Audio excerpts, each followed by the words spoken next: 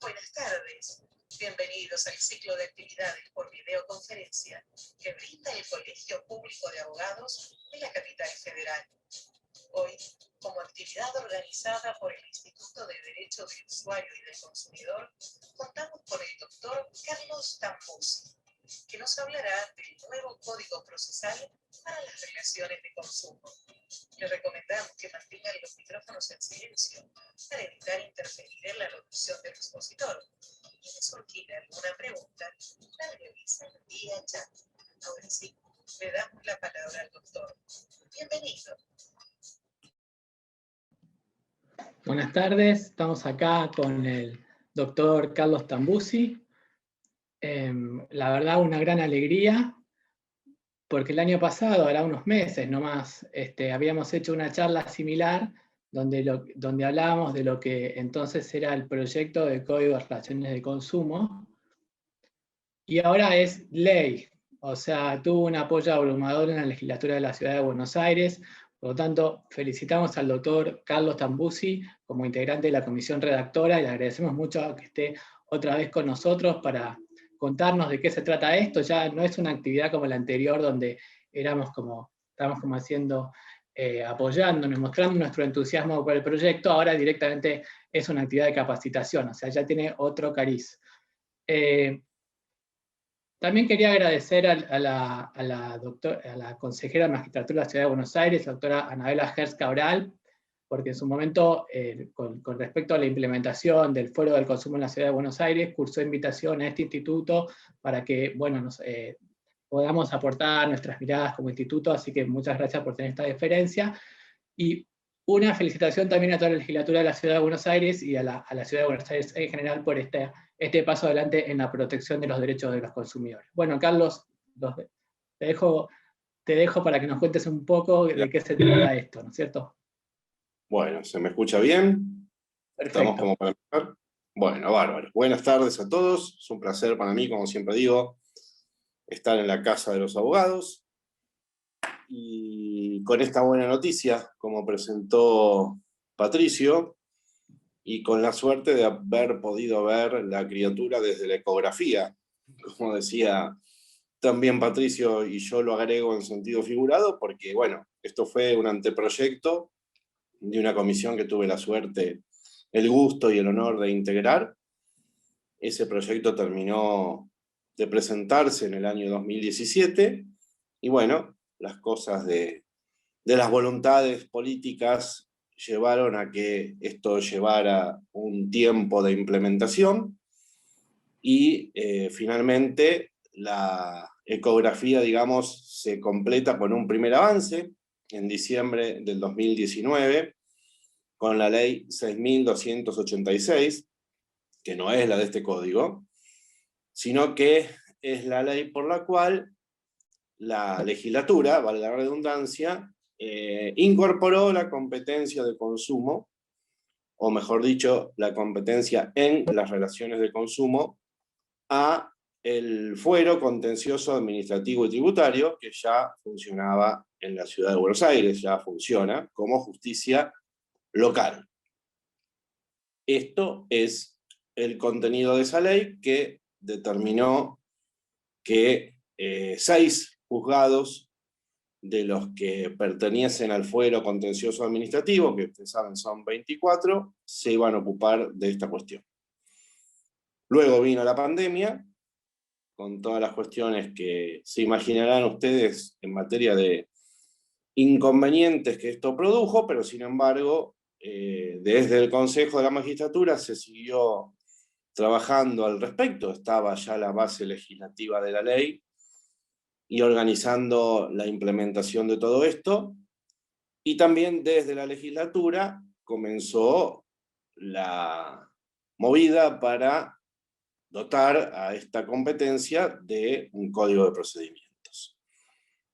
Cuestión importantísima, porque por más que esté la competencia inserta en un fuero ya existente, ese fuero ya existente tiene un código de procedimientos, que es el contencioso administrativo y tributario, que está pensado para otro tipo completamente diferente de litigio. Fundamentalmente cuando el gobierno de la ciudad es demandado, y en los casos en que es actora, las ejecuciones fiscales y alguna que otra cosa más. Entonces, todo lo que es su concepción era completamente diferente y no se podía con ese código tramitar procesos de consumo.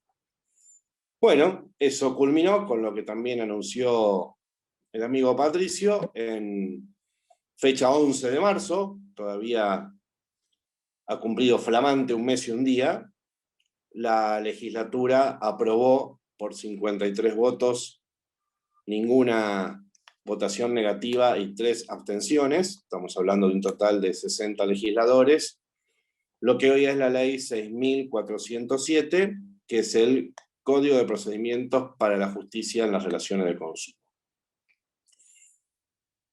Este proyecto finalmente aprobado tiene como base aquel que hicimos en la comisión, que en su momento convocó el Ministerio de Justicia de la ciudad, el doctor Martín Ocampo como ministro, el doctor Enríquez como subsecretario de Justicia, y obviamente tuvo en las discusiones de asesores y en las discusiones de las comisiones de Justicia, Defensa del Consumidor y demás, algunas modificaciones. Como bien reseñó Patricio, se hicieron también algunas circularizaciones y consultas a colegios públicos, a la Procuración General, algunos espacios para que hicieran también la forma de llegar su opinión. Así que ese es el texto entonces que está aprobado hoy, la ley 6.407, teniendo en cuenta que la competencia de consumo, de acuerdo a las resoluciones que el Consejo de la Magistratura dictó después, empiezan a ser efectivas en lo nominal en fecha 1 de enero de este año.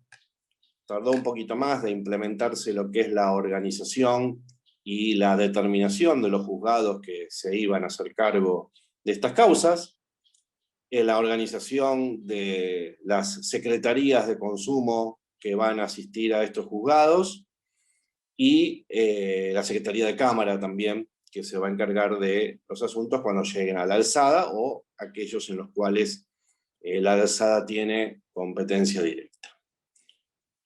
Con todo esto, a los 30 días entonces ya está vigente la ley, así que el Código de Procedimientos es aplicable.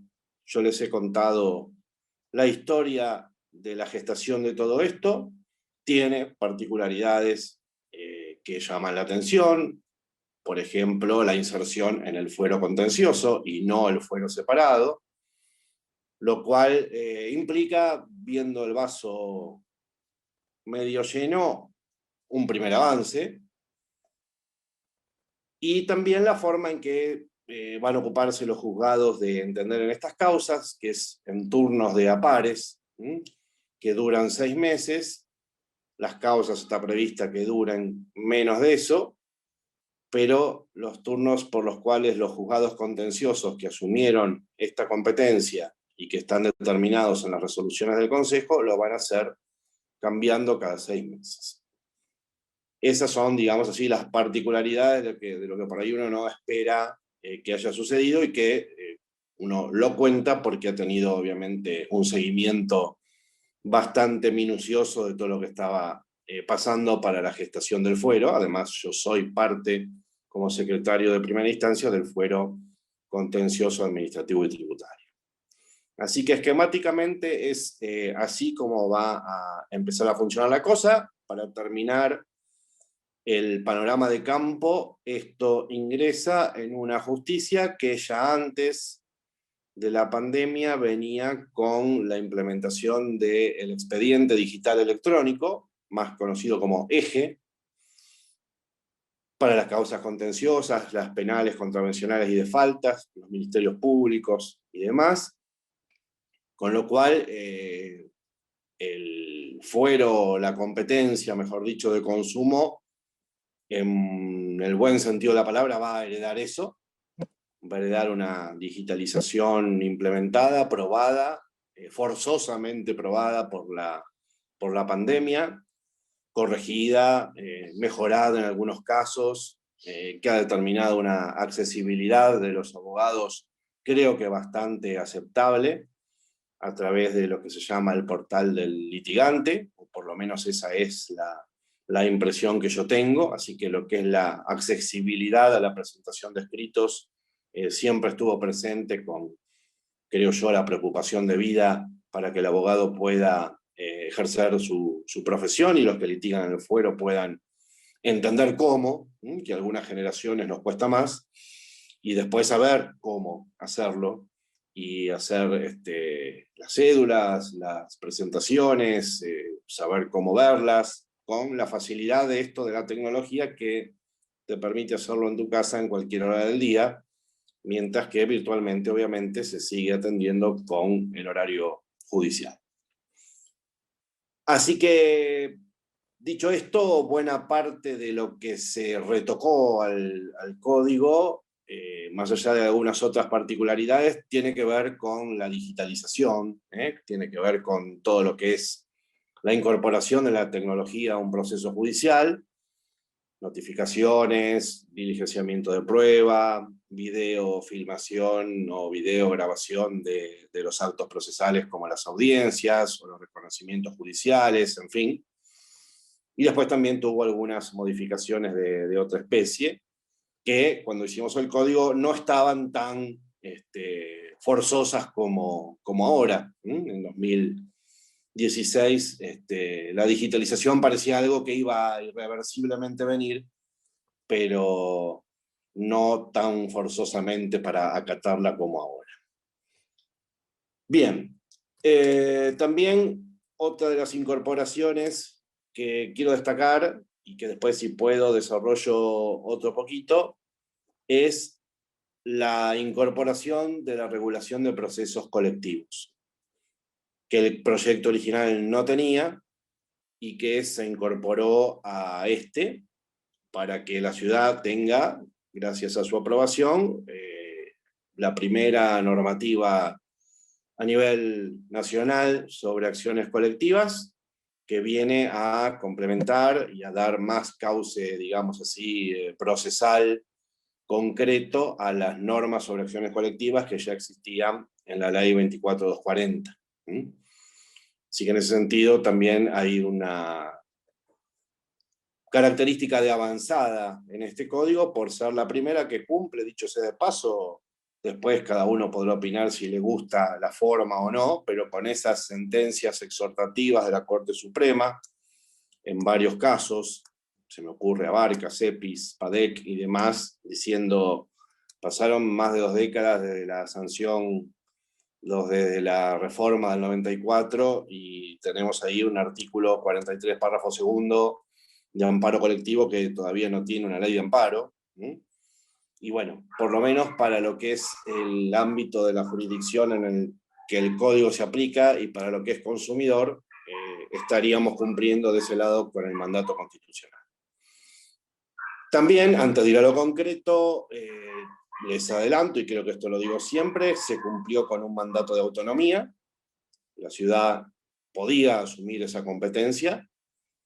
Está la referencia a la historia del traspaso de la Justicia Nacional de Consumo creada en 2014, que no obstante haber sido frustrada por haber el Ministerio Público de la Ciudad de Buenos Aires iniciado una acción invocando que el Congreso Nacional ya no tiene facultades para crear justicia en el ámbito de la Ciudad Autónoma de Buenos Aires, en términos del artículo 129, y no obstante eso se hizo un convenio de traspaso en 2016 entre Nación y provincia, y van a ver en las resoluciones del Consejo una referencia a ese traspaso, que fue firmado por las autoridades del Ejecutivo, entonces de Nación y de Ciudad, ratificado por la legislatura, porque estaba sujeto a eso, pero todavía no fue ratificado por el Congreso.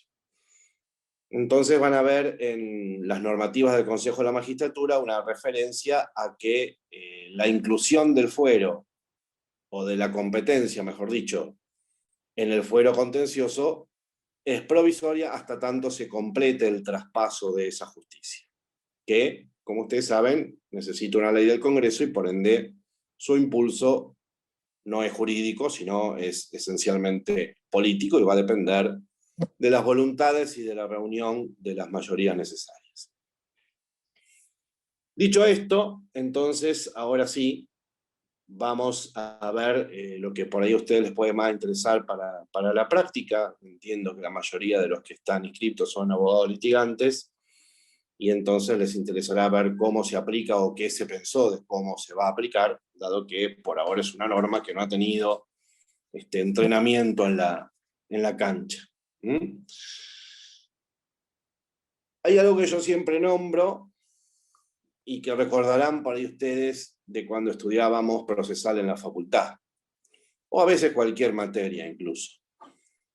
Estaba el concepto, las cuestiones que estaban abarcadas por la materia, y después generalmente iban los principios, como pautas directivas que sirven de criterio de interpretación y de aplicación, y que en procesal son bastantes, recordarán ustedes. Y uno de los principios los estudiaba de los libros, porque se lo tomaban en los exámenes y demás. Bueno, el momento de redactarlo, la comisión redactora decidió, bueno, hagamos la normativización de esos principios. ¿Para qué? Para que no haya que inferirlos de la letra de los articulados, punto 1. Punto 2, para que estén en la ley, el Código Procesal es una ley, y obliguen al juez. Y para que comprendan los principios, tanto los que tienen que ver con normas de fondo, con los que son estrictamente procesales. El código retoma entonces de la 24240 y del derecho del consumidor en general, y también del Código Civil y Comercial de la Nación, principios como el genérico principio protectorio al consumidor, que está presente en los artículos 3 de la ley 24240, el orden público y la operatividad de las normas, con todo lo que eso significa en términos de un derecho protectorio que establece estándares o pisos mínimos de protección que no pueden ser cambiados por la voluntad de las partes, sino en mayores niveles, y que el juez debe vigilar que estén presentes y que se cumplan, e incluso sus sentencias deben ajustarse a ese principio de orden público.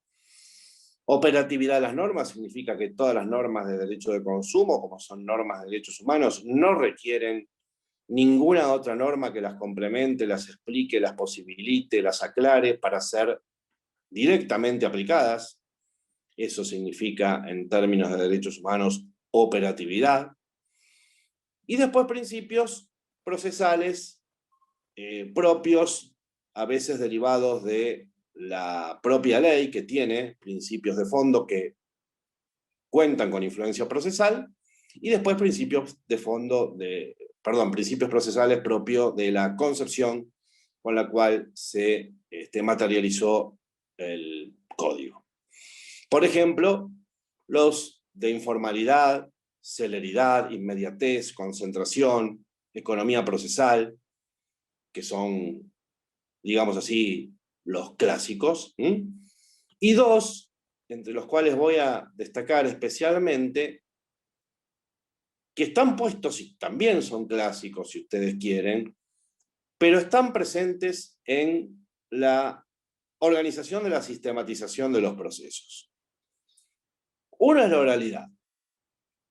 El gran eje del proceso ordinario y del proceso ampliado que vamos a ver que el código regula es la audiencia de vista de causa. Que la discusión, el debate, una vez que la litis se trabó por escrito y el juez cuenta con la demanda y la contestación, todo lo demás se discuta en una audiencia videograbada en la cual ya no exista la preocupación de el audiencista o de las partes intervinientes y litigantes de que se transcriba bien lo que dicen. Todo va a quedar registrado con caras, actitudes, lenguaje corporal y, por supuesto, sonido.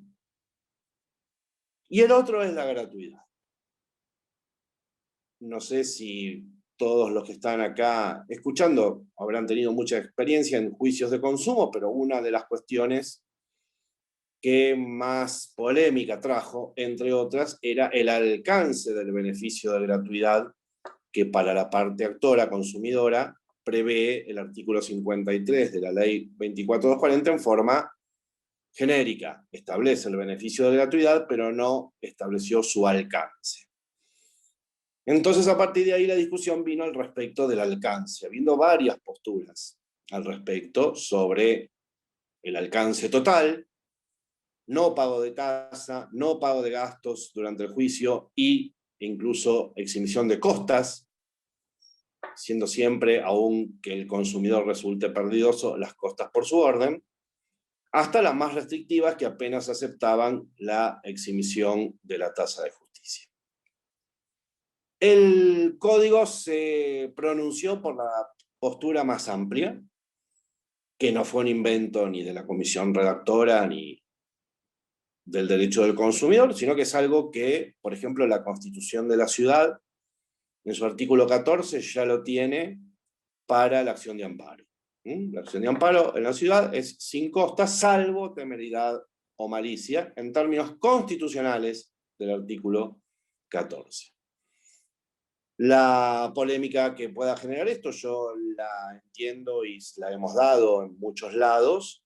Lo cierto es que si el código mantiene esa postura amplia es para aventar algo que más o menos todos somos contestes en cuanto a que existe, que es el miedo a iniciar juicio, entre otras cosas, por lo complicado de los procedimientos, por lo caro de los procedimientos y por el miedo a las costes.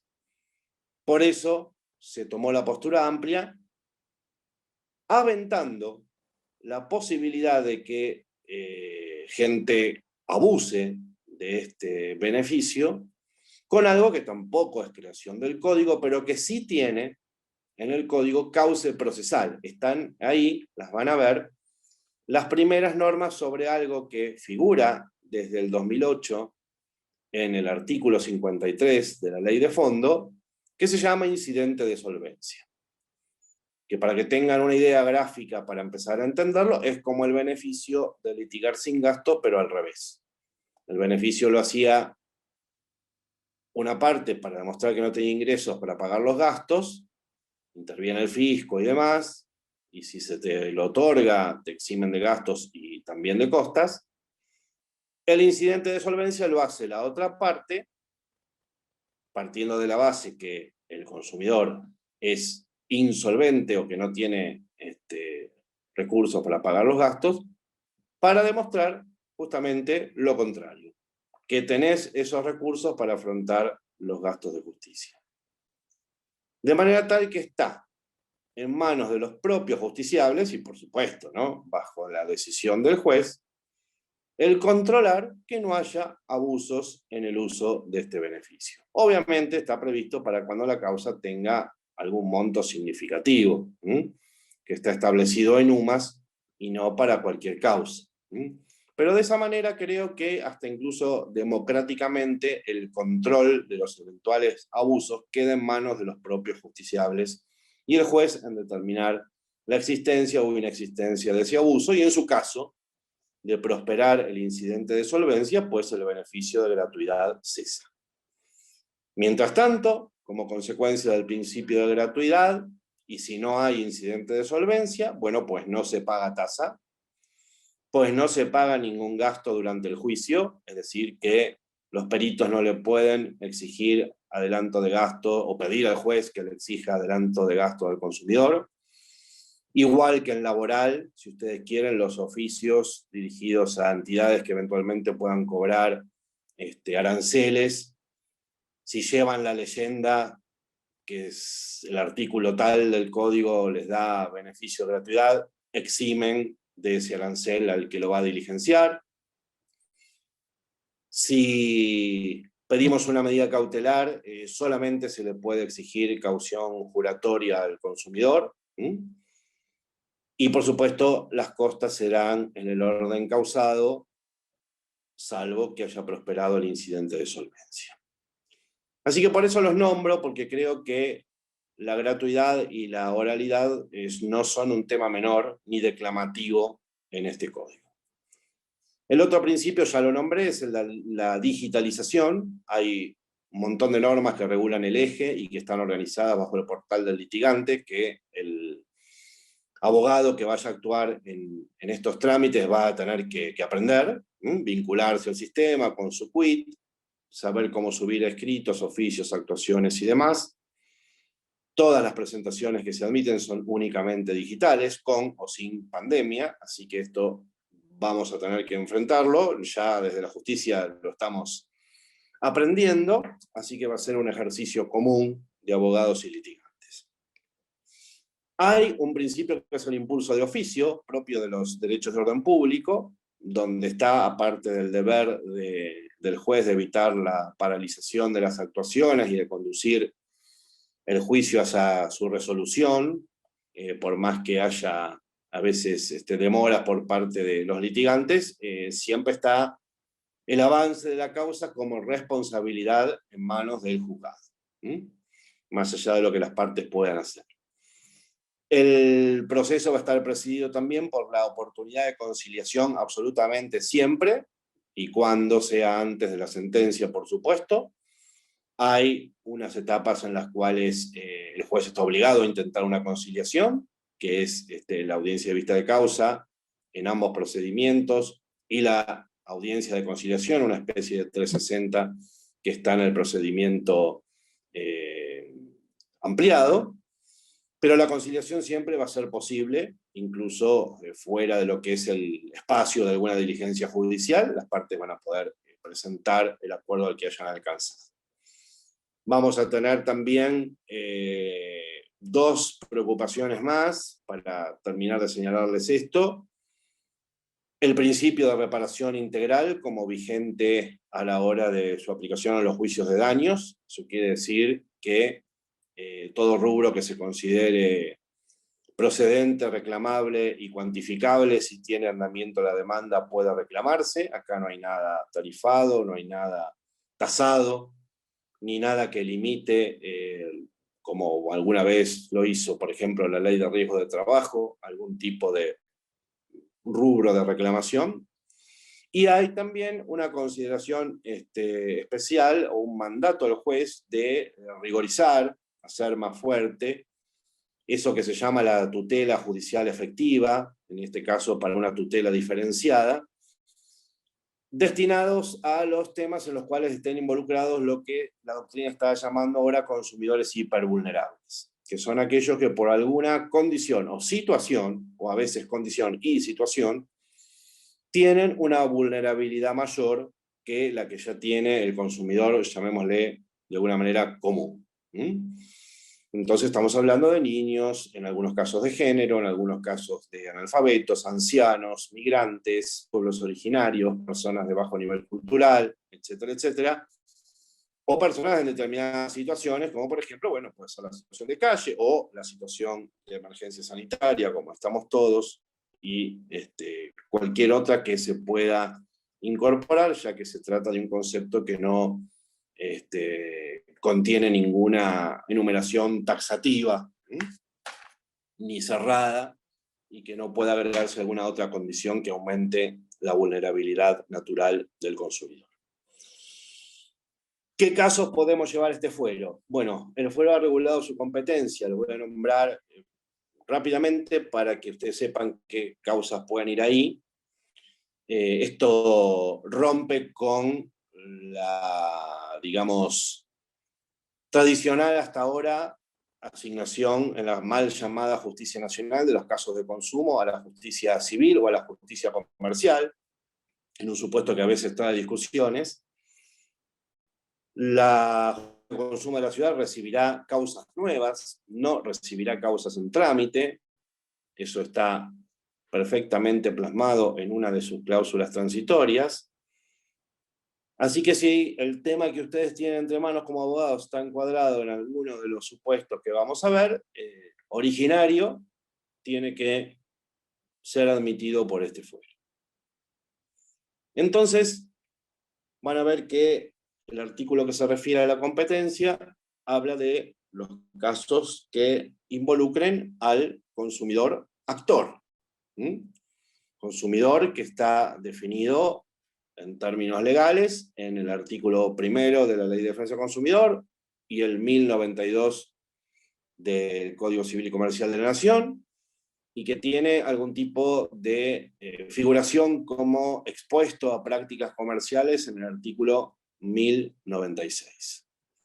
Si tenemos un personaje, entonces, que esté comprendido dentro de esa definición, estamos hablando también de un caso en donde sean de aplicación las normas nacionales o locales de defensa del consumidor o de lealtad comercial. Digo normas nacionales para involucrar a la Ley de Defensa del Consumidor y a normas que regulan actividades especiales que se integran a la Ley de Defensa del Consumidor en tanto puedan ser aplicadas al caso que uno tiene. Y digo derecho local porque la ciudad tiene más de 50 leyes de las relaciones de consumo que amplían, particularizan, especifican, clarifican algunos aspectos particulares de protección, y los invito a entrar a la web de la editorial Jusbaires, la del Consejo, donde tengo entendido que incluso todavía se puede bajar hasta gratuitamente el digesto, o si no, adquirir a precios realmente muy baratos esa compilación normativa, porque es la editorial del Consejo de la Magistratura.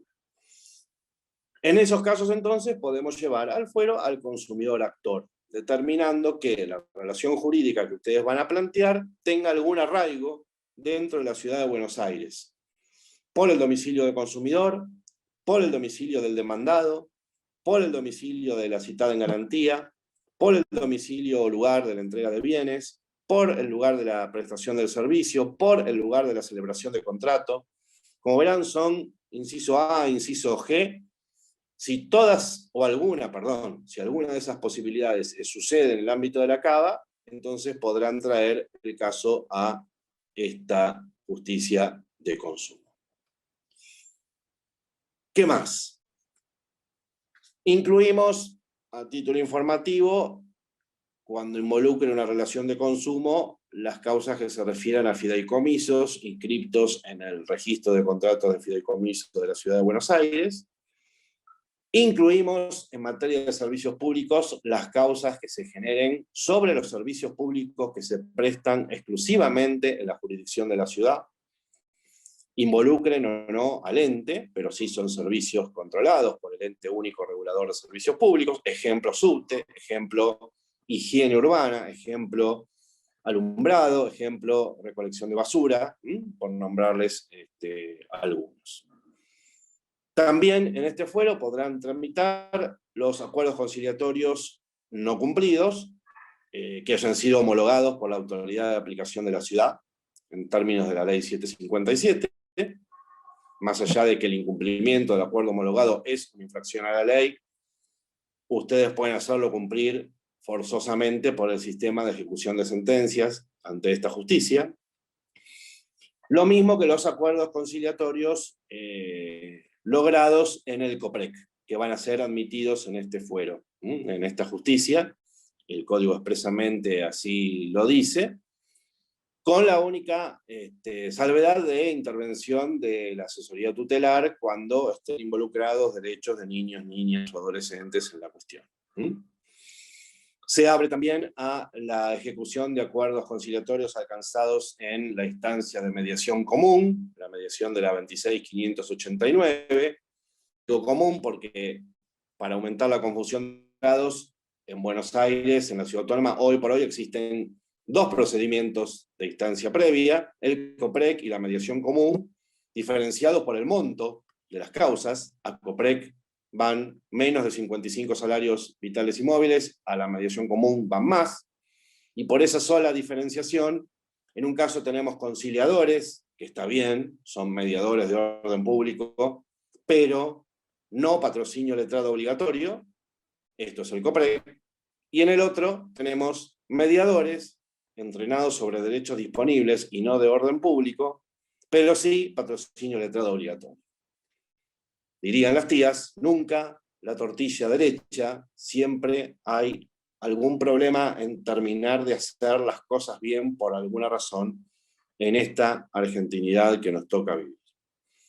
También van a poder llevar a este fuero, en este caso le va a corresponder a los abogados del gobierno, las ejecuciones de las sanciones que aplique la Autoridad de Aplicación de Defensa del Consumidor, cuando es multa y el multado no paga la sanción, ya desde antes se ejecutan en este fuero por el procedimiento de ejecución fiscal. También se van a ejecutar de esa manera las multas del ente regulador. También se van a ejecutar por ese procedimiento de ejecución ya no fiscal, sino de ejecución de sentencias, las sanciones que impongan daño directo, más allá de la multa, al proveedor infractor de la ley, puede imponerse un daño directo en favor del consumidor, entonces el consumidor lo puede ejecutar mediante la ejecución de sentencias. Y finalmente hay una referencia que espero que sirva para incluir dentro de este fuero la ejecución de los laudos arbitrales. El Sistema Nacional de Consumo es el único que existe por ahora y establece en su regulación, si bien funciona en sede nacional, que la ejecución de los laudos, no cumplidos por supuesto, las lleva adelante el tribunal de la jurisdicción que corresponda. Entonces, en esa inteligencia, esta justicia de consumo de la ciudad podría ejecutar los laudos incumplidos del sistema nacional. Y a su vez también se menciona el Tribunal Arbitral de Consumo de la ciudad, que fue creado alguna vez, pero nunca se implementó. Quizá esta puesta en valor al mencionarlo en el Código Nuevo lleve a que esta posibilidad extrajudicial, y también bastante interesante, pues entonces pueda ser de alguna manera reflotada. A la Cámara de Apelaciones van a ir, como hasta ahora, las apelaciones o recursos directos que hagan los proveedores contra las multas que haya impuesto la autoridad de aplicación. En esto, la Cámara Contencioso, en sus 3 salas, ahora 4, lleva muchos años de experiencia y su jurisprudencia es muy interesante en cuanto a senderos de interpretación de la ley. También van a ir a la Cámara en forma directa los recursos contra las sanciones que imponga el ente regulador a las empresas prestadoras. Y por supuesto, va a ser la alzada de los tribunales de primera instancia. Eso va de suyo, que está incluido dentro de la competencia de la Cámara de Apelaciones. Hay una particularidad, saliendo un poquito de lo procesal, pero para que vean que también se innovó en lo que es la organización de la justicia, en cuanto a que los jueces son asistidos por una oficina de gestión. En realidad esas secretarías que les conté no dependen de un juzgado, sino que asisten a los jueces que estén ejerciendo la competencia en ese momento. Es una cosa bastante interesante en algunos casos, en otros hay que ponerle, yo creo que la atención muy bien, porque no puede ejercer funciones jurisdiccionales, es una oficina de apoyo administrativo, que por ejemplo maneja la agenda del juzgado, maneja todas las cuestiones administrativas del juzgado, de las que hasta hoy se ocupan los jueces, en casi todas las jurisdicciones, donde además de impartir justicia, son jefes de personal, son pedidores de suministro de librería, y muchas cosas requieren su intervención que distraen, digamos, el quehacer judicial. Acá esta oficina se ocuparía de las notificaciones, ahora que es electrónica y parece que el oficial notificador, tal como lo conocimos, desaparecerá, de la agenda del juzgado, de la implementación logística de las audiencias y diligencias judiciales y demás, etcétera, no propias de la función jurisdiccional que el juez dejaría entonces de hacer y tendría más tiempo para dedicarse a la inmediatez que el código le pide en las causas, para dedicarse a su presencia insoslayable en las audiencias bajo pena de nulidad, y ya no se va a poder poner ante SS cuando no está SS, como se hacía en las actas, porque todo va a quedar filmado y grabado. Entonces fíjense que acá como la tecnología de alguna manera ayuda al cumplimiento de esta obligación de inmediatez que van a tener los magistrados con la causa. Legitimación activa, me falta completar con una cuestión que tiene su lógica, pero sepan que aquellos que sean abogados de proveedores, abogados de empresa, y el conflicto que quieran traer a solución en esta justicia involucre una relación de consumo, el fuero es este. No había razón para que el consumidor actor litigue en un fuero especial, que algún día tendrá jueces especializados y con un código propio, y el proveedor actor, cuando el conflicto base tenga relación con un tema de consumo, se lo lleve al consumidor a un fuero que no esté especializado en relaciones de consumo. Entonces el proveedor, sin el beneficio de la actividad a su favor y con algunas otras particularidades, podrá ser tranquilamente actor en este fuero. Y el juez que va a entender en el caso va a ser un juez especializado en consumo, porque el conflicto va a tener que ver, para que pueda ser presentado acá, con una relación de consumo. Este es un detalle no menor, que se conecta con la impronta de derechos humanos que tiene el consumidor, que se basa, entre otras muchas naturalezas y principios, en el principio proacción y prohomine, pero fundamentalmente en el proacción la concepción de la legitimación activa es de la más amplia que viene recogiendo la jurisprudencia. Por lo tanto, va a poder ser actor el consumidor, por supuesto, el proveedor en los términos que le expliqué, y también, de acuerdo a las normas de su competencia, los ministerios públicos, tanto el tutelar, cuando están involucrados menores o personas con dificultades en su capacidad mental, el Ministerio Público Fiscal, que ya está legitimado conforme a la ley de fondo, y lo estuvo siempre, es hora que ya sea protagonista, el Ministerio Público de la Defensa, que es el que garantiza, a través de la defensa pública, la posibilidad de acceso a la justicia a los sectores de menores recursos. Va a poder ser también actora la Defensoría del Pueblo, de la ciudad, que tiene en su tarea de campo un protagonismo histórico, señero y permanente en defensa del consumidor. Está claro que podrá presentar acciones a la justicia de las relaciones de consumo dentro del marco de su competencia. No hay que olvidarse, por supuesto, de las asociaciones de consumidores, que también tienen la posibilidad de iniciar acciones colectivas, por supuesto, pero también pueden representar a consumidores a partir de la carta poder gratuita y actuar cuando los intereses de los consumidores son afectados o son amenazados. Y también nos olvidamos de nombrar al ente regulador, que en los casos que le corresponda ser actor para ejercer las funciones de tu competencia, también podrá estar en el sistema de esta justicia. Con lo cual, están todos los actores del sector consumo, público, privado y sector social, involucrados dentro de lo que es la problemática de la litigiosidad del consumo en la ciudad. Los actores de consumo del sector público no necesitan pasar por la instancia previa, prejudicial, que se mantiene, y se mantiene con una particularidad, que es la siguiente. Es bueno, y ha sido probado, que se requiera una instancia prejudicial de intento de conciliación como requisito para acceso a la justicia. Fundamentalmente son dos los motivos para eso. Primero, porque ha tenido éxito. En la justicia nacional funciona desde 1995, primero fue por un año, hubo leyes de prórroga, después cambió la ley, y ahora se sigue manteniendo.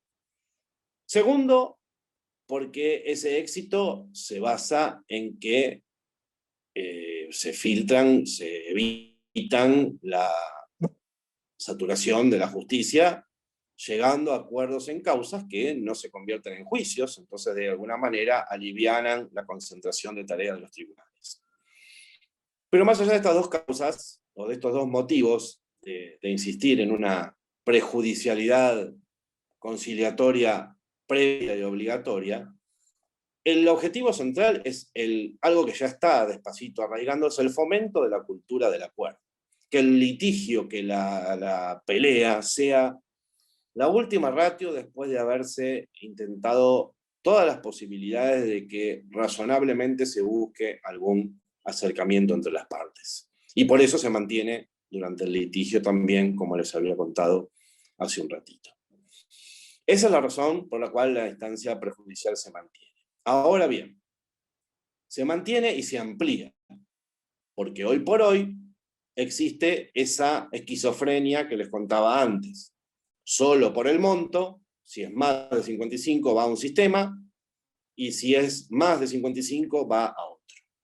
Eso está regulado por leyes nacionales, así que el código nada podía hacer al respecto. Algún día quizás se hagan los convenios respectivos, o se clarifique esta cuestión, se transfieran los organismos, no sé. Pero por ahora las dos instancias prejudiciales son aceptadas dentro del fuero. Y se incorpora también la validez de la instancia administrativa. Cuando ustedes hacen una denuncia administrativa ante Defensa del Consumidor de la ciudad, la ley 757 impone una instancia conciliatoria, transcurrida la cual, y no habiendo llegado a acuerdo, el sistema continúa, el proceso sigue, y la autoridad verá si sanciona o no al proveedor, pero para el consumidor termina el asunto. Y supóngase que el consumidor la quiere seguir porque quiere que le devuelvan el bien que estaba en mal estado o lo que fuera, el sistema hoy por hoy lo obliga a pasar por otra instancia conciliatoria, donde ya sabe que le van a decir que no, pero además ya pasó por ella. Entonces esto produce una especie de saturación a nivel del principio de confianza en lo que es la justicia y la solución de conflictos. Entonces se ha puesto en valor que la instancia sin acuerdo de la autoridad de aplicación sirva para que directamente pueda ingresar a la justicia sin tener que acudir a otros sistemas que están regulados como obligatorios por leyes nacionales. Así que esto lo pudo hacer el código por ser una ley local. También se prevé que algún día, bueno, ya lo tiene, pero lo especializará en consumidor, el Consejo de la Magistratura tenga sus propios mediadores para conflictos de consumo, entonces también va a ser válida esa. Y eventualmente algunos sistemas que están presentes en lo que es el ente regulador o la Defensoría del Pueblo como instancias de posibilidad de arreglo que en algún momento, y a veces determinadas algunos servicios en particular, se han implementado. Con lo cual la lógica de la cantidad de ventanillas o de bocas que atiendan la cuestión de la instancia prejudicial obligatoria se ha ampliado. Con la esperanza que, bueno, al hacer camino al andar, en algún momento esto tome alguna organización más clara, pero tuvimos que tomar la desorganización del sistema nacional. Tratar sobre todo el tema del COVID y de la mediación tradicional. Cualquier certificado de cierre sin acuerdo de todos estos espacios, ningún juez de la justicia de consumo de la ciudad debería decirles vuelva a mediación. Eso siempre y cuando, obviamente, demanden a los mismos con los cuales tuvieron la mediación. Ese es el recaudo que va a haber que cuidar, la mediación o la conciliación, porque entonces ahí sí, el certificado valdrá, pero habrá algunos de los invitados a la fiesta que se habrán olvidado y tendrán que volver atrás para hacer eso. Todo el sistema conecta de alguna forma o de otra, fíjense en este ejemplo solo cómo conecta la tecnología con la instancia prejudicial obligatoria. ¿Cuál es uno de los problemas con los cuales nos encontramos para notificar la demanda no más? Bueno, hay que hacerlo en el domicilio real del demandado, en este caso del proveedor. Y muchas veces, aunque parezca mentira, es difícil encontrarlo, o difícil tener éxito en la notificación. Y además, como no está vinculado al sistema, para esos casos, aún hoy, con el desarrollo que tiene la digitalización en la justicia de la ciudad, está previsto la cédula papel, el notificador que va con el papelito abajo del brazo. Bueno, pensamos mucho en eso, les debo decir, y la previsión es la siguiente. Por ahí al proveedor es difícil encontrarlo cuando le tengo que notificar la demanda, pero a la audiencia prejudicial va. No sé si comparten, pero la experiencia es esa. A la prejudicial va, aunque sea decir hola, buenas, no tengo nada que proponer, ¿Dónde hay que firmar que me voy? Pero va. Y ahí tiene que constituir un domicilio, incluso hasta electrónico ahora por el sistema en que se están tomando las audiencias. Bueno, el código prevé que el domicilio constituido por el proveedor en instancia conciliatoria subsiste en la etapa judicial. Salvo, bueno, que lo modifique, por supuesto, no es un domicilio cárcel, y para eso incluso se prevé hasta un registro de domicilios. Entonces lo que tiene que hacer el proveedor, si en el transcurso del cierre de la mediación y el inicio del juicio lo cambia, es avisar que lo ha cambiado y anotar su nuevo domicilio en el registro. Entonces, tanto el juez como la parte podrán tener acceso a consultar ese registro y ver cuál es el último domicilio actualizado.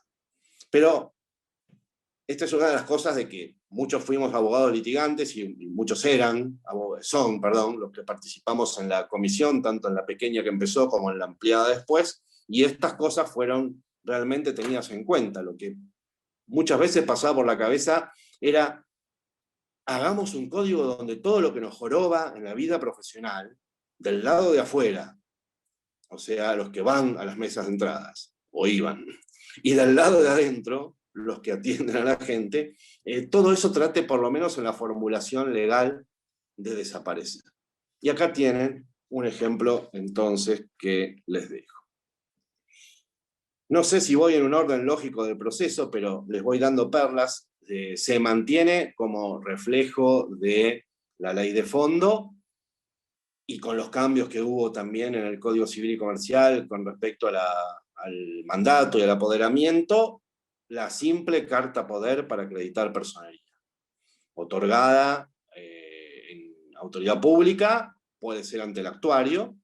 Entonces, ustedes pueden presentar el escrito digital con la firma hológrafa del cliente y presentar los poderes para que cuando el juzgado le dé un turno, ir a hacer las actas presencialmente en el juzgado. Pueden presentarse como gestores en términos del 48 del Código de la Ciudad y luego hacerse ratificar la gestión, pero digamos que para los consumidores la acreditación de la personería tiene esa facilidad que tiene que ver no solamente con el inicio de la demanda, porque se puede acreditar o otorgar el apoderamiento en cualquier momento, sino que además, ustedes lo saben, le da comodidad al letrado, salvo para ciertos casos, no necesita que el cliente le venga a firmar, que muchas veces es una de las grandes cruzadas que tenemos en el ejercicio de la profesión. No se va a admitir, eso sí, los poderes con facultades para percibir. Van a ver que hay una norma en el código con relación a que los pagos tienen que ser hechos a una cuenta de titularidad del consumidor y cuyos datos, número, sucursal, banco, CBU, tienen que ser denunciados en un escrito firmado por el propio consumidor, y las transferencias se harán solamente a una cuenta de esas características, bajo pena de nulidad de esos pagos. Ahí tienen una vigilancia también de lo que es la certeza y la transparencia en cuanto a los pagos que se hagan de sentencias, sean totales, parciales o lo que sea, y por supuesto también esto rige para los honorarios. Con respecto a la carga de la prueba, para dar algunas apostillas. Cuando tuvimos que tratar los medios probatorios, la idea que presidió el debate fue la que les dije. La etapa de prueba generalmente suele ser la más larga y donde más chicanas usualmente se pueden hacer. De forma tal que pulimos los medios de prueba, y ustedes podrán darse cuenta de esto en la lectura, para que concentren la mayor cantidad de diligencias y funcionen automáticamente a impulso o a laburo de parte, pero también bajo la vigilancia del juez, para llegar a la etapa que llamamos de debate, de oralidad pura, que es la audiencia de vista de causa, con toda la prueba producida. Porque salvo la documental, que se aporta al principio, Los testigos van a ser oídos en esas audiencias, los peritos van a ser oídos en esas audiencias, los debates respecto a los informes periciales, impugnaciones, pedidos de explicaciones se van a hacer ahí, y todo lo que es, digamos, producción de prueba de campo va a ser en presencia de todas las partes, de todos los involucrados, y en la presencia insolayable del magistrado. Esto se suma, por supuesto, a algo que vino de la tecnología, que es que hoy ya no está más el confronte del oficio, dejar en el papelito, que lo pongan en la solapa del expediente, que después lo firmen, que lo pasen a buscar y demás. El oficio, sea firmado por el letrado, sea firmado por el juez o secretario, se sube al sistema, se confronta, y de acuerdo a quien corresponda firmarlo, se dice al letrado que lo puede diligenciar, o lo firman juez o secretario con su firma digital, lo imprime el letrado y hace el diligenciamiento, que muchas veces es electrónico también. El ahorro de tiempo para ustedes que son litigantes, que eso significa, no tiene precio, no tiene forma de mensurarlo más que con alegría. Lo mismo que estamos hablando, que significa la notificación digital para designar un perito.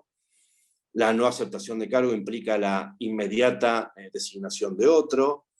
Los oficios, lo mismo, con el tema de los oficios reiteratorios, no necesita pedir la reiteración al letrado, sino que no cumplido el plazo de contestación, sin pedirlo puede diligenciar otro oficio. En caso que requiera firma de juez o secretario, ahí sí tendrá que pedirlo. Muy, digamos así, resumidas o acotadas las cuestiones de caducidad. Tendrán que ver que la idea es preservar la prueba, la idea es producirla rápidamente, la idea es que la prueba esté, la idea es la amplitud de la prueba, y por eso van a ver que no hay muchos castigos a las siestas en materia probatoria, porque, por ejemplo, el tema de la caducidad o la negligencia fue considerado bastante laxo, y además recuerden que está el principio de impulso por parte del juez. Entonces, de alguna manera, si bien la prueba es de la parte, el juzgado está interesado, o debe estarlo, en reunir todos los elementos que lleven al objeto final del proceso, que habrán escuchado tantas veces, es la búsqueda de la verdad objetiva. Entonces, solo en determinados casos extremos van a ver que está el castigo, digamos así, o la consecuencia procesal de la caducidad de la prueba. De todas formas, en consumidor no se olviden que en muchos casos van a tener que hacer aplicación de mucha prueba en poder de la demandada, por el principio de las cargas dinámicas. En muchos casos en consumo, en donde los elementos probatorios los tiene la otra parte. Y si es documental, ustedes tendrán que referir a documental en poder de la demandada y pedir al juez que la intime a aportarlo, bajo el apercibimiento que estime corresponder, que pueden ser presunciones en contra, que puede ser tener por ciertas fotocopias cuando los originales no se acompañan, en fin, muchas variantes, hasta incluso si la renuencia es contumaz e irrazonable, considerar la conducta como temeraria o maliciosa. Las cargas dinámicas de la prueba no imponen a la otra parte probar en su contra. Imponen arrimar los elementos porque están en mejores condiciones de aportarlos, y yo diría que más que en mejores, a veces están en la única posibilidad de aportar esos elementos. Ejemplo. Simple. Después voy a dar uno más complejo. Todos ustedes seguramente tienen tarjeta de crédito. Yo tengo 2.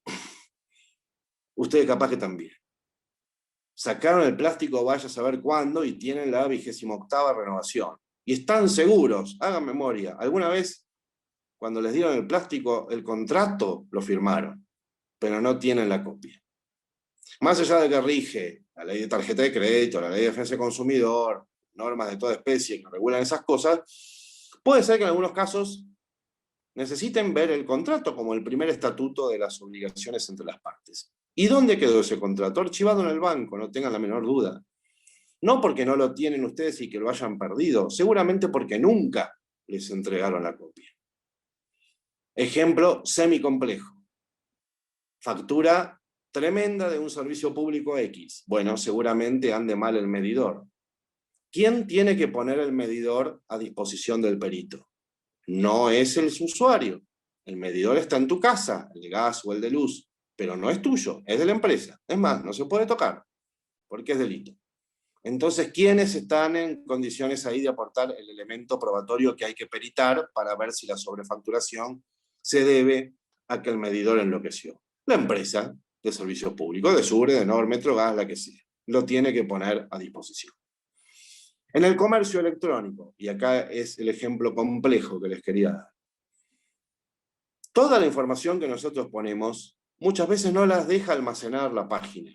Ni siquiera a veces los términos y condiciones, esos que hay que aceptar antes de poner los datos de la tarjeta y terminar, entre comillas, el negocio. Toda esa información queda almacenada dentro de la página del proveedor. Y si en un juicio necesitamos demostrar cuál era la oferta y el alcance y el contenido de la oferta que el proveedor promocionaba en su sitio, eso quedó ahí y nosotros no lo pudimos guardar. ¿Quién tiene la obligación de aportarlo? El proveedor. Entonces, cuando el abogado diseña la ingeniería de la demanda, bueno, a ver, este es el relato de los hechos, vamos a ver qué cosas podemos probar de esto. Esto pasaría en cualquier juicio, por supuesto. Veamos entonces cómo estamos de papeles. Puede ser que tengamos que requerir que alguna instrumental generalmente sea aportada por la demandada, por orden judicial, por supuesto.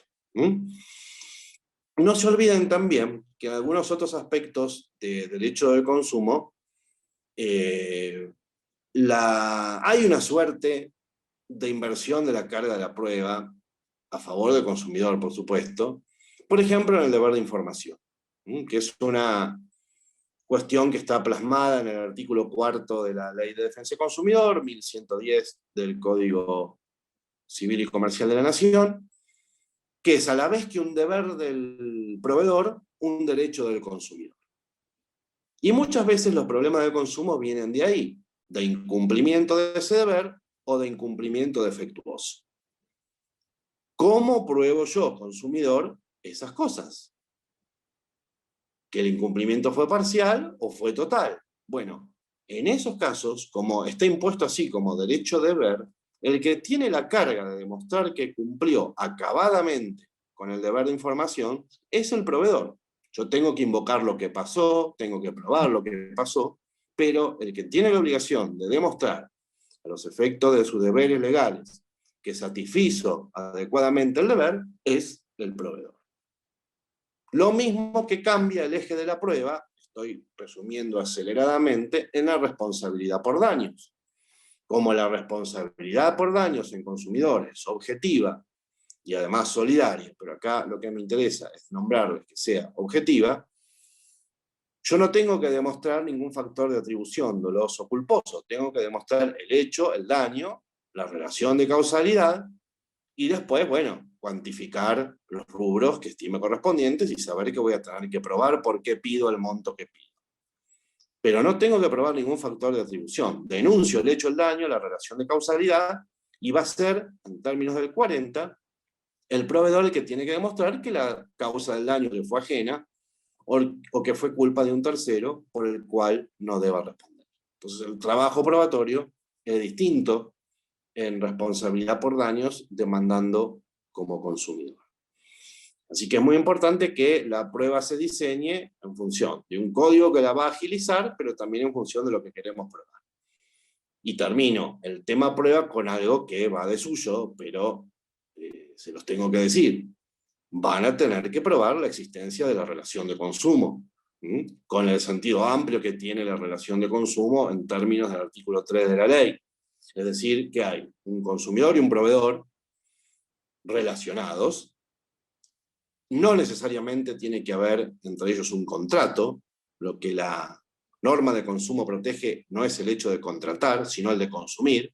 Si eso se plasma en un contrato, bien, pero hay relaciones de consumo que se entablan sin contratar. Por ejemplo, la del consumidor fáctico, aquel que va al shopping, estaciona el auto, no compra nada en el shopping, el estacionamiento es gratis, así que no hay ni siquiera onerosidad, pero sufre un daño en su vehículo. Llevaría una hora explicarlo, pero básicamente eso es considerado también relación de consumo porque la atracción del estacionamiento o el agregado de la posibilidad de estacionar es parte de la oferta del lugar comercial. Es un atractivo para el consumidor. Aplicaríamos lo mismo a la sala blanda para juegos de los chicos. Podés ir con los chicos y dejarlos jugando mientras compras. Aplicamos a escaleras mecánicas, aplicamos a pisos antideslizantes, bueno, a todo lo que tiene que ver con la infraestructura del espacio. Aunque yo no compre un caldito chiquitito para la sopa, soy consumidor en función de esta consideración amplia de lo que se protege como hecho de consumir y no solamente en términos estrictamente contractuales. Sepan que los procesos que ustedes podrán elegir, en los casos así comunes, porque después hay procesos especiales, se llaman simplificado, ese cambió de nombre, se llaman ordinario y ampliado. El ordinario es la regla y el ampliado es la excepción. El ampliado es la regla porque hay un valor que preside los juicios de consumo, que es la celeridad. Entonces es el más rápido, es el que tiene plazos más cortos. Por ejemplo, tiene traslado de la demanda 5 días. El plazo de producción de prueba más corto que el ampliado, etcétera, etcétera. Están limitadas las excepciones que se pueden oponer. No hay separación de audiencia conciliatoria y audiencia de vista de causa, se hacen juntas. Bueno, vean el diseño, si se bajan del boletín oficial la ley 6407, es el que está pensado para tramitarse más rápidamente. Incluso, fíjense que después de la audiencia de vista de causa, el juez puede dictar sentencia en forma inmediata. Y diferir los fundamentos por unos poquitos días, pero la obligación es la de dictar sentencia después de la audiencia. La resolución tiene que plasmarse ahí. El ampliado tiene algo más parecido a los tradicionales, que se va a diferenciar de los tradicionales en la digitalización, la oralidad, la concentración de los actos y en la aplicación de los principios de consumo. Pero en su estructura gruesa tiene una audiencia de conciliación y de ordenamiento de la prueba, producción de la prueba en el medio y después la audiencia de vista de causa. Esa es básicamente la diferencia, además de que admite excepciones previas y tiene algunas cosas de trámite más largo que el procedimiento ordinario no tiene. Ahora, ¿cuál proceso elijo? Ah, claro, el ordinario, que es el más rápido. Bueno, y no solamente es el más rápido, es la regla. Pero cuidado, si son abogados de consumidores, porque el ordinario de plazos más cortos sirve, pero tiene un conocimiento y unas posibilidades de ejercer facultades procesales un poco más acotado, justamente en razón de esa celeridad que se busca. Entonces, estudiar muy bien, a ver si por ahí conviene utilizar el otro sistema, por el cual los plazos serán un poquito más largos, pero por ahí el ritmo procesal, la profundidad del conocimiento, en el sentido de investigación en el caso, la apertura de instancias conciliatorias, el ordenamiento de la prueba, puede ayudarlos un poco más si la cuestión es compleja. Y no relacionar cuestión compleja con monto del caso. Es una relación, es un matrimonio que siempre se va a llevar muy mal, dado que tranquilamente pueden existir casos complejos de monto pequeño y viceversa, casos de monto alto que, digamos, en su sustancia o en su posibilidad de decisión no sean difíciles. Así que la elección va a estar, por supuesto, en el poder de los litigantes, en el trámite que pide el consumidor actor cuando inicie la demanda, y sepan que el juez puede modificar el tipo de proceso solamente a pedido de parte, no de oficio. Es decir, que el proveedor nos puede cuestionar el tipo de proceso que nosotros elegimos. Para eso tendrá que hacerlo dentro del plazo para contestar la demanda, pedir que se suspenda el curso del plazo, argumentar por qué se necesita un procedimiento más largo. El juez debe sustanciar eso, darle traslado a la parte actora, y después va a decidir. por supuesto que el juez siempre es el que decide, pero nunca de oficio, pensando él que la cuestión es compleja y necesita otro tipo de proceso, sino que siempre a pedido de partes y habiendo escuchado, y el único fundamento que puede exigirse es la complejidad de la causa, que por supuesto tiene que estar debidamente acreditado en fundamentos emanados de la razón humana. Pero no puede hacerse de oficio, como a veces viene pasando en la mal llamada justicia nacional, especialmente hasta hoy incluso, en la Cámara de Apelaciones de la Cámara Nacional en lo Comercial. El tipo de proceso, entonces, solamente puede ser modificado a pedido de parte. Tenemos también la oralidad, que se las presenté como uno de los pilares no declamativos. Les pido un segundo para tomar un vasito de agua. La oralidad en segunda instancia. Por lo cual, la interposición del recurso de apelación, estamos hablando, que se simplifica mucho. Si ustedes comparan la regulación de los códigos tradicionales que siempre hicieron que alumnos fueran bochados en la facultad y abogados tuviesen problemas después en la práctica con las formas de conceder el recurso, si es libremente, si es en relación, bueno, van a ver que todo eso está regulado de una forma bastante diferente.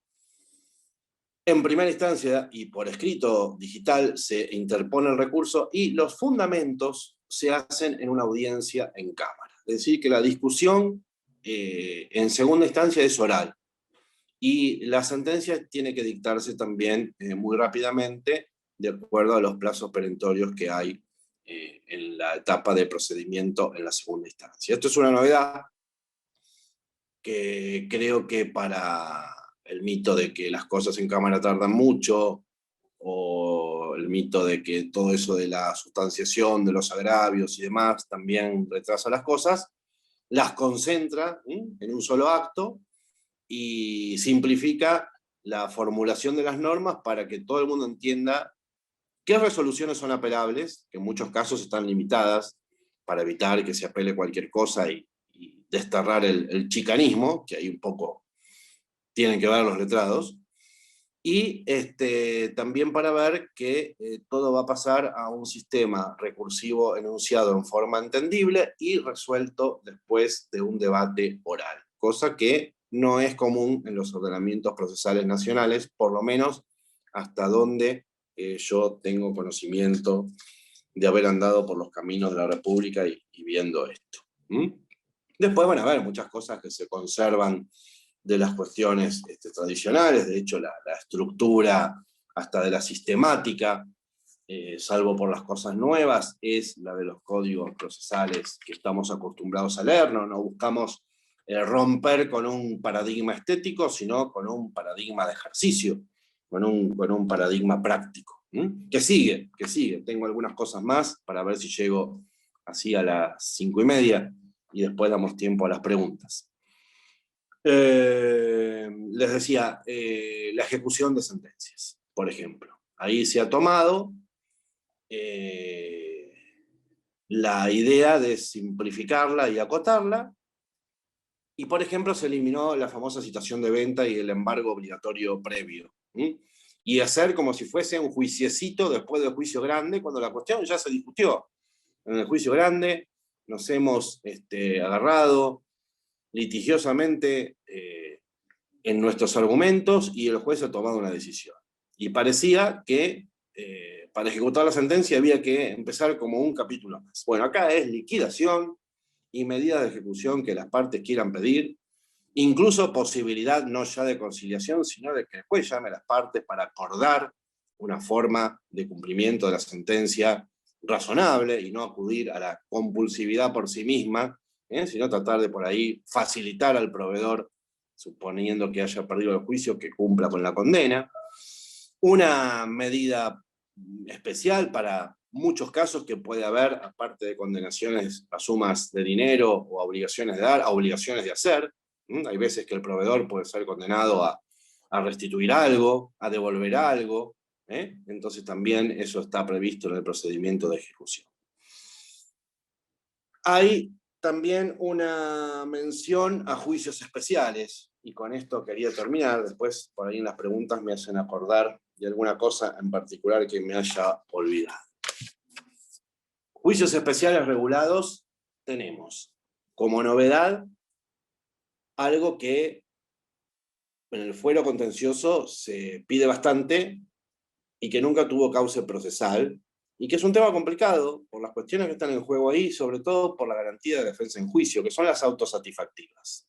Esas medidas que agotan el objeto de la pretensión por su solo dictado y que se dictan inaudita parte, que no están reguladas en el código, pero que las hay, y se resuelven, y se otorgan o se rechazan, pero tramitan. Van a encontrar ahí un cauce procesal para estas medidas autosatisfactivas, emparentándolo, por supuesto, con las medidas cautelares, pero acotándolas a verdaderos casos de suma urgencia y de que no exista ni siquiera duda razonable de esa urgencia, para que no haya un festival de medidas autosatisfactivas por el solo hecho de que a partir de ahora empiecen simplemente a estar reguladas y a figurar en un ordenamiento ritual.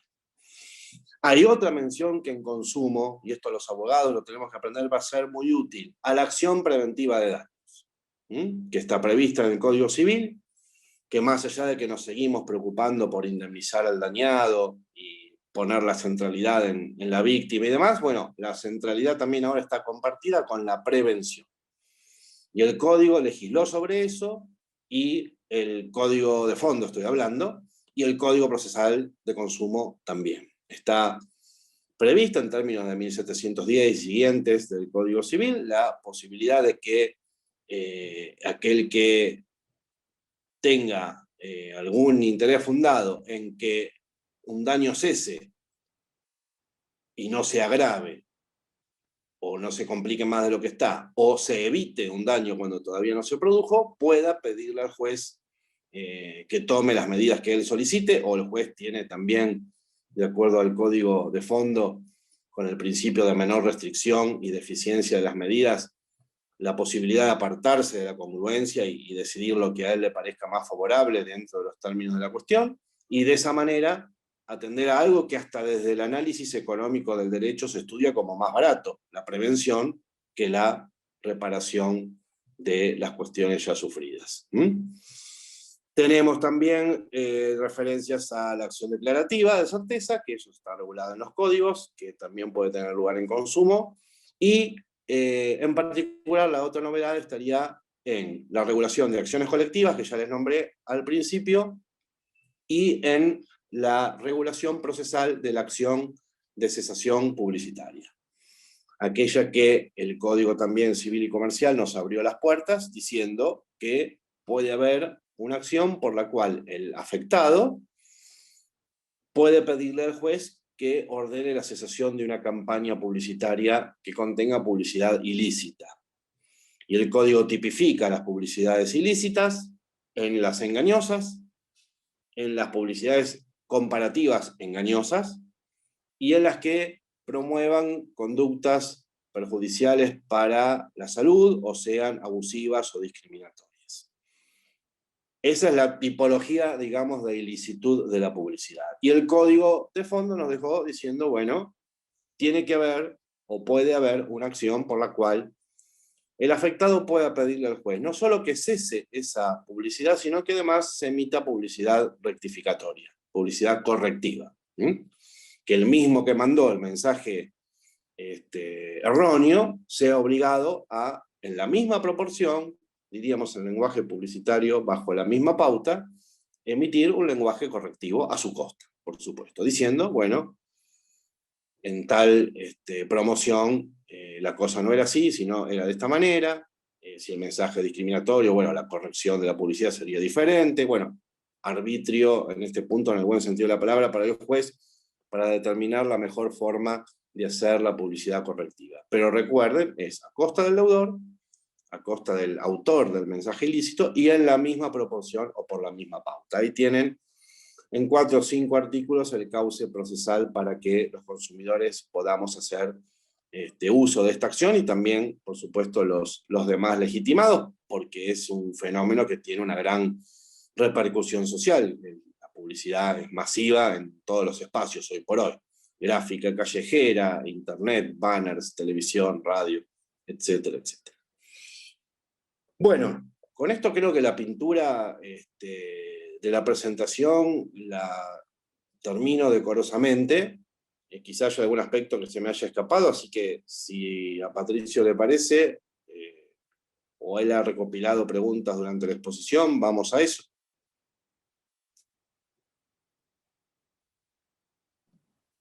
A ver si gracias, Eduardo.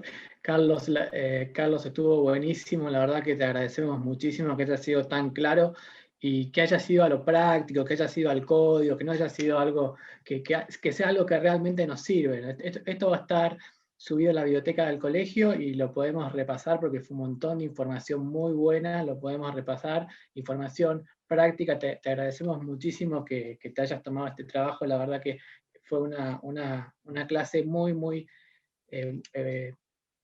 apuntada a lo práctico, al ejercicio, como lo que nosotros estábamos buscando, y te agradezco muchísimo. Las preguntas las voy a empezar a leer, las que empiecen a formular acá, y se las traslado a Carlos. Bueno, yo agradezco el piropo y también agradezco la vida que me haya permitido, dentro de esta profesión que amo, haber estado 23 años como litigante y llevar estos 8 del otro lado del mostrador. Lo cual no me hace Gardel ni nadie especial, pero sí pude ver los dos ámbitos, ¿no? Adelante. Sí, acá están haciendo los colegas muy agradecidos con la clase, con la exposición. Están haciendo preguntas también. Están preguntando, por ejemplo, con una aerolínea. Este tema de que siempre hay una colisión en las normas de aeronáutica, el derecho del consumidor. ¿Cómo lo ves? Sí. Bueno, no es una pregunta que tenga mucho que ver con el código, pero igual es un tema que sí tengo estudiado. Pasa lo siguiente. El tráfico aéreo internacional está regulado por tratados internacionales. Entonces, cuando en algún momento se quiso incluir los temas aeronáuticos en general dentro de la Ley de Defensa del Consumidor, ese artículo fue vetado. En la reforma del 2008, estoy hablando del artículo 63. Y por ende, pareciera que los temas de consumo no involucran los temas de tráfico aéreo. Ahora bien, nada impedía que las cuestiones de tráfico aéreo de cabotaje, que no están regidas por las normas de la IATA, la Convención de Varsovia y demás, estuvieran bajo la Ley de Defensa del Consumidor. Y eso mucha doctrina lo ha dicho, incluso el suscripto alguna vez perdida por ahí. Con lo cual, si bien algunos espacios rechazan las denuncias contra compañías aéreas, pasó a haber una especie de distinción entre las clases de asuntos que se empezaron a tomar como pertenecientes a defensa del consumidor y los que no. Por ejemplo, todo lo que es la faceta, para que tengan una regla general, la faceta comercial, venta de pasajes, cancelaciones, overbooking, sobreventa, bueno, con la pandemia el tema de cancelaciones hizo explosión y demás. Defensa del consumidor, por lo menos para la denuncia administrativa o para la instancia previa, tengo entendido lo empezó a tomar. Y los otros temas de equipaje, de pérdidas de conexiones y demás, los rechazaban, y esos, como tenían autoridad de aplicación propia, uno los tenía que plantear como reclamo administrativo a la ANAC, que es el ente regulador, la Administración Nacional de Aviación Civil. Y hasta ahí la etapa de las denuncias. Judicialmente, hay un reflejo de que más o menos pasó lo mismo, aunque hay que tener cuidado ahí con el tema de la erradicación de la demanda cuando la aerolínea no tiene representación acá. Cuando tiene representación acá, hay norma del Código Civil que uno puede demandar ante los jueces del domicilio donde la empresa tenga agencia, representación, sucursal o lo que sea. Y también hay que ver si no van a la justicia federal, porque puede ser también tráfico aéreo internacional. Entonces, hay muchas cosas que considerar antes de meter un reclamo de aerolínea internacional en un fuero o en otro. Se me cayó el teléfono. Pero sí, cabotaje, por cuestiones estrictamente comerciales, yo les diría que este fuero de consumo las debería recibir, aunque sea fue transporte interjurisdiccional. Claro, bueno, muchísimas gracias. Habrá que ver, todavía no hay sentencias de este fuero, obviamente, hay que ver cómo los toma la jurisprudencia, pero yo no sé si no tendrían arraigo como justicia local, sobre todo si por ahí hay alguna conexión con la agencia que vendió los pasajes o esas cuestiones, o estrictamente atraería la cuestión federal la presencia de una aerolínea. Veremos cómo se toma. Bueno, acá pregunta Marcelo, el doctor Marcelo Picardi, los hechos ocurridos previos a la sanción del Código Procesal, si podrían tramitar igual dentro del marco de este Código Procesal, según tu mirada. Sí, la única previsión es que no vengan causas en trámite. Pero obviamente, si el fuero empieza a funcionar en enero, los litigios ocurridos antes, es obvio. Así que no va a medirse la cuestión por la ocurrencia de los hechos, sino que simplemente porque la causa sea nueva. Perfecto, gracias. A ver, ¿cuándo empieza a regir la nueva ley? Ya está la nueva ley, ¿cierto, Carlos? No me acuerdo, creo que era el 18, me parece. Habría que contar los 30 días de la publicación. La verdad que es un dato que... En plena... Sí, estamos a días. En plena vigencia el nuevo código. Si no es antes, es el 18, que es domingo. Así que digamos que la semana que viene ya lo tendría que estar... La semana que viene ya. Sí, así que no. Eran 30 días desde la publicación, si mal no recuerdo. Claro, 30 días de la publicación, entonces ya. Empresas contra empresas juicios contra empresas de medicina prepaga, ¿corresponden a este fuero en lo que hace a la relación de consumo? Bueno, por eso les digo que hay algunos temas en que puede llegar a haber algunos conflictos de competencia. Hasta ahora, las empresas de medicina prepaga son entidades, algunas civiles, muchas son fundaciones, por ejemplo OSDE, y empresas son pocas, son menos de las que uno supone. Si mal no recuerdo, creo que Swissmedica es la única que es empresa bajo forma societaria. Entonces, por regla general, los casos de consumo contra esas empresas iban al fuero ordinario, civil, si eran entidades civiles, y comercial, si eran empresas. Ahora eso se solucionaría, porque tendríamos una competencia que podría atraer, y ya la división entre civil y comercial no tendría mucho que jugar, porque estaría la competencia de consumo. ¿Dónde está el problema? En que en algunos casos la jurisprudencia vigente hasta ahora, o sea, nada del fuero de la ciudad, porque todavía no tiene jurisprudencia, consideraba que si el caso era contra una empresa de medicina prepaga, pero el contenido de la cuestión tenía que ver con inclusión o no de la prestación reclamada o de la cuestión dentro del plan médico obligatorio, entonces eso era competencia federal.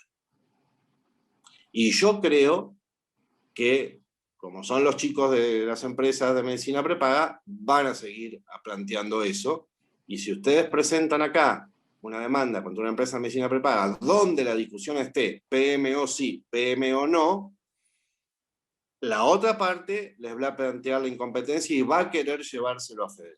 ¿Con qué éxito? Bueno, va a depender del criterio que tengan los jueces, pero la jurisprudencia hasta hoy era que federal, o las iniciaban directamente en federal algunos abogados, o había conflicto de competencia y los abogados de las prepagas decían esto es tema de PMO, así que es competente la justicia federal. Respaldo jurisprudencial tendrían, pero piensen que ahora va a entender un fuero nuevo, con fiscales nuevos que dictaminen antes de la competencia, con una eventual llegada al Tribunal Superior de Justicia, que también sería una novedad que se pida sobre eso, pero ahí hay un puntito con las empresas de medicina prepaga. Si la cuestión es estrictamente comercial, un aumento de cuota, no sé, un maltrato, una violación al trato equitativo y digno en el establecimiento de la prepaga o esas cosas, no tendría dudas que en este fuero no habría discusión, que se quedarían acá. Pero ojo con el tema prestacional. Todo lo que es extracontractual o no PMO, seguro que se queda. Lo que es PMO tiene esa luz amarilla que les prendo.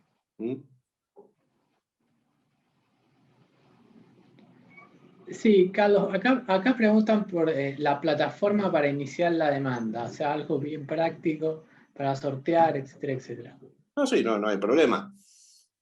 La página del Consejo de la Magistratura de la Ciudad es bastante clara, buena y explícita.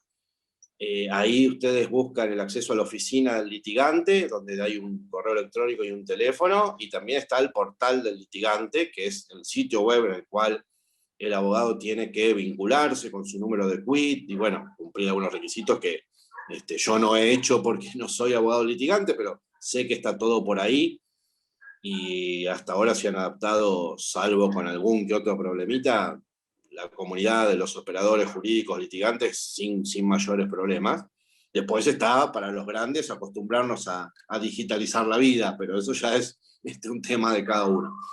Pero está todo en la internet del Consejo, con los tutoriales incluso y demás.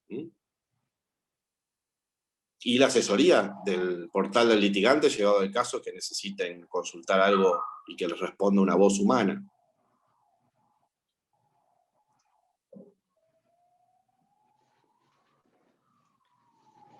Bueno, muchísimas gracias, Carlos, por contestar las preguntas. Estamos con 122 asistentes, la verdad, una convocatoria muy, muy grande. Se ve que hay mucho interés en tu exposición y en este foro nuevo que está avanzando. Sí, esperamos las primeras demandas. Ya hubo antes algunas cuestiones que metieron temas de consumo y la Cámara, la Sala Nueva, se ha pronunciado por la competencia del fuero, que aunque no hubiera código, la competencia ya estaba. Así que esto hará camino al andar, como decía el gran Antonio Machado, y veremos. Obviamente que va a haber, seguro que corregir cosas, ajustar otras, y espero, yo esto en lo personal, quiero participarlos de mi deseo, que esto sea algún día el fuero especial, ¿no? Los jueces de consumo. Brindamos por esta etapa, por supuesto, la aspiración no ha terminado. La aspiración, por lo menos para los que venimos hablando de esto hace mucho tiempo, es el fuero propio. Estamos muy bien, muy felices con la competencia y el procedimiento. Bueno, espero que esta puesta en marcha sirva de experiencia para lo que algún día sea el fuero especial. Y cuando quieras, por supuesto, Patricio, hacemos otra, incluso podemos invitar a operadores judiciales, jueces, otros autores del proyecto y demás. Están, supongo, son amigos y los conozco, a disposición de los letrados de la matrícula para, a través de este querido colegio, hablar de las cosas que tienen que ver con la profesión de abogado. Por supuesto, buenísimo. Estamos muy interesados en hacer cada vez más actividades sobre esta avanzada de la ciudad en la protección de los derechos del consumidor, y todo lo que podamos hacer, actividades como esta. Estamos encantados de seguir capacitándonos. Te agradecemos cualquier cosa que surja en ese sentido. Estaban preguntando acá algo muy interesante. A ver. La escrituración contra empresa de venta de lotes en cuota, ¿le puede corresponder este fuero? Creo que es interesante porque desmitifica que el derecho del consumidor, algo que vos decís siempre, se limita a la pequeña causa. Puede haber relación de consumo en cuestiones más amplias, como por ejemplo lo que están hablando acá, o sea, una escrituración contra empresa de venta de lotes en cuotas, si le puede corresponder a este fuero. ¿Cuál es tu mirada? Si el que compró los lotes y tiene algún problema es consumidor y los compró para uso familiar o social y no los compró para venderlos, entonces podrá venir al fuero de consumo. O sea, siempre que haya un proveedor y un consumidor y una relación de consumo, en principio el fuero podrá ser competente. Así que sí, y muy bien lo que dijiste también, no piensen y no asocien necesariamente consumidor con menor cuantía.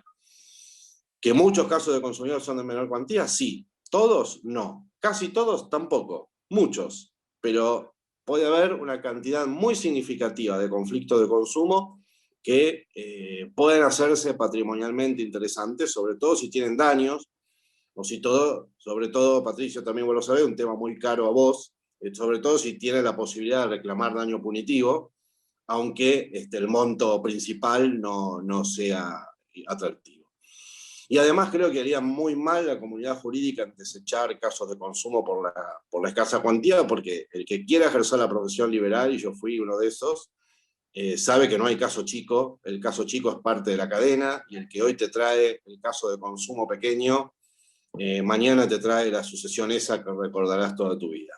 Así que no estamos en condiciones económicas, ni sociales, ni profesionales de minimizar la importancia del trabajo que nos cae. Así que es bueno también por eso, aunque sea, que apunten a capacitarse en consumo.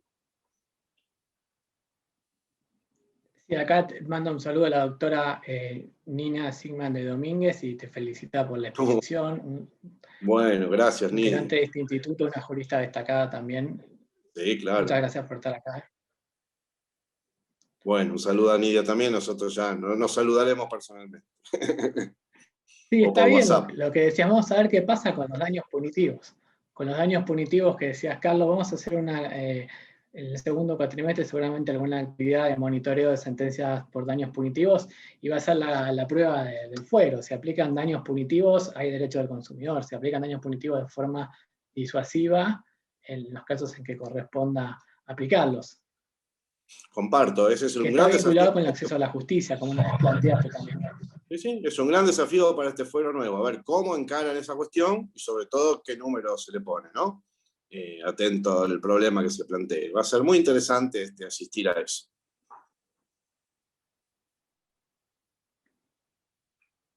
¿Alguna cosa más? Bueno, vamos concluyendo la actividad. No sé qué opinás, Carlos. ¿Tenías algo más que No tengo problema, si quedó la pregunta podemos hacer 10 minutitos más si querés, no hay problema. Dale, acá preguntan por el DEOX del PJN en el sistema eje. Al final, el Lexen lo vamos a querer, porque está teniendo cada vez más ventas. Bueno, están preguntando por el DEOX del PJN al sistema eje, para los no está implementado. No tenemos el DEOX en el eje todavía. Las pruebas informativas. Sí, yo un humilde a la justicia de la ciudad, que no cambien mucho. Ya trabajamos muchísimo con el Lexien, hacen una plataforma ahí que sea, así no tenemos que aprender de vuelta. Es como las patitas de los enchufes, es más o menos que sea parecida. ¿Qué opinas? Eso me espera. Ya que aprendimos a manejar esto, no hagan algo que tengamos que aprender un software completamente novedoso. Yo lo entiendo, incluso cuando empezó la consulta de causas nada más, cada cámara tenía su sistema, entonces era una distinta forma ver una causa civil y una causa comercial. Yo lo entiendo, pero bueno, no tengo arte ni parte en esa cuestión. Estas son cuestiones de la Administración de Justicia. Yo soy un humilde secretario de primera instancia, que aplico las normas, pero no decido las implementaciones de tecnología ni las empresas que las proveen. No sé qué decirle al que habló del DEOX, la verdad. El DEOX. Sé que es bueno. No lo he visto funcionar, pero está bueno. Sí, la verdad que se ha ganado, con toda esta avance de la digitalización hemos ganado mucha agilidad en los procesos. Y el DEOX fue una gran cosa, la verdad, que ir con el sello medalla, que te lo dan, que no, que esto, que falta esto, que el DEOX es una maravilla, la verdad. Sí, sí. Bueno.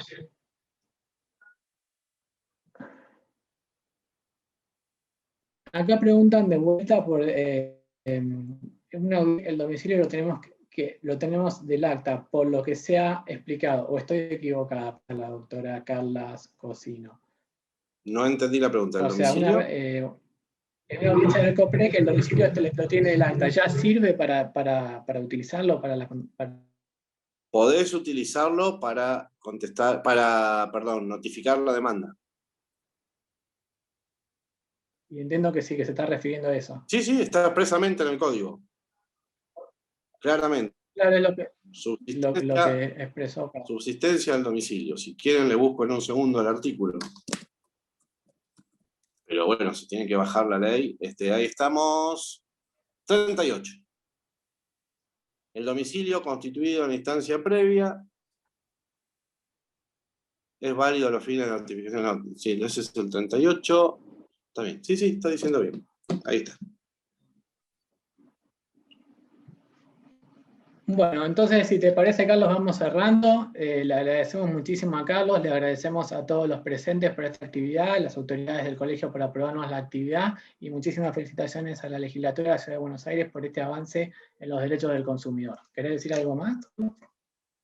Mi saludo para todos, a tratar de contribuir a que este fuero funcione, a que los letrados también participen en la formulación de los planteos que sean necesarios para mejorarlo, y bueno, usémoslo, vamos a ver qué pasa.